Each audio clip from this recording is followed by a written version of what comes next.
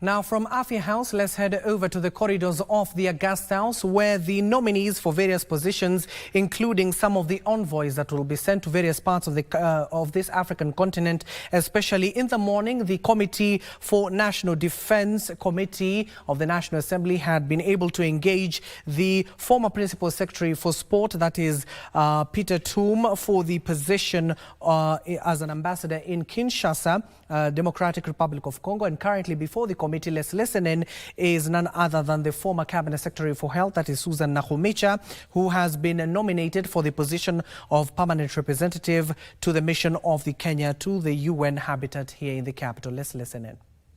Hotbed of politics. But nonetheless, I like your courage and your resilience. But now, you getting yourself into some new space, UN habitat, whereby you have to look into the issues of housing, affordable housing, sanitation and all. I have not heard how you're going to plug in, the government's agenda of affordable housing to the docket that you're about to head, taking into account that already Kenyans are crying foul because of the heavy taxation that they're bearing in terms of providing for affordable housing. A whole 1.5% from our incomes and a whole 1.5% on the point of employer. Therefore, it's quite a burden. I don't know if, once you're appointed to this position, what is it that you're going to do to assist the government in terms of easing this burden from Kenya? Because that is the mandate that you're getting yourself into on a global stage. If you just take 2 minutes to respond. Okay. Thank you, Chair. But the issue of affordable housing, Chair, I would like to acknowledge that it's not even just beginning with this government.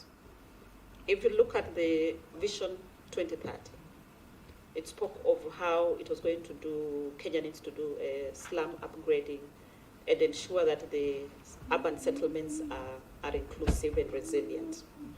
Come down to now the beta that looks at ensuring that then there are more houses for people. And I had said earlier, Chair, that 31% of Kenya lives in the urban, and this is estimated to go high. Therefore, this is a challenge that is going to be with the country, we like it or not. And therefore, affordable housing is the solution to this challenge. How I am going to plug in, as I said, the UN. Currently, they are working under the new urban agenda, stemming from some of the frameworks that were agreed and discussed at the General Assembly. And the agenda on affordable housing was passed at the General Assembly. And therefore, it is in the implementation stage. So how to look is then, how do we ease the burden? I am yet to peruse through the books of UN Habitat to check if there's any direct benefit that can then move to Kenya as a country. Although knowing very well that our status having moved from the developing countries to the lower middle upper, it also complicates our situation that we may not be able to benefit directly from some of the grants and the whatevers that are there. But it is to check what are the programs that are existing currently that can then be inbuilt into affordable housing. For example, the issue of ensuring that the spaces are safe, the issue of ensuring that the materials being used for affordable housing are climate resilient, matters like having to use a solar panel, solar for energy instead of electricity. I think is to see then how, if those projects exist at UN Habitat, how then they can be brought into affordable housing. I look forward to working very closely with the Ministry of Land and Housing. I look forward to working very closely with the Ministry of Transport and Infrastructure.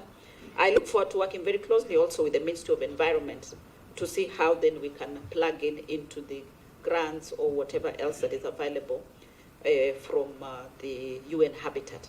But what I know for sure is that UN Habitat has a very strong background in policies and governance on how to manage urban cities. So that is something that I'll be able to work on and ensure that then even in terms of planning, urban planning, we download some of those policies and be able to apply them locally. Thank you, Chair. Vice Chair.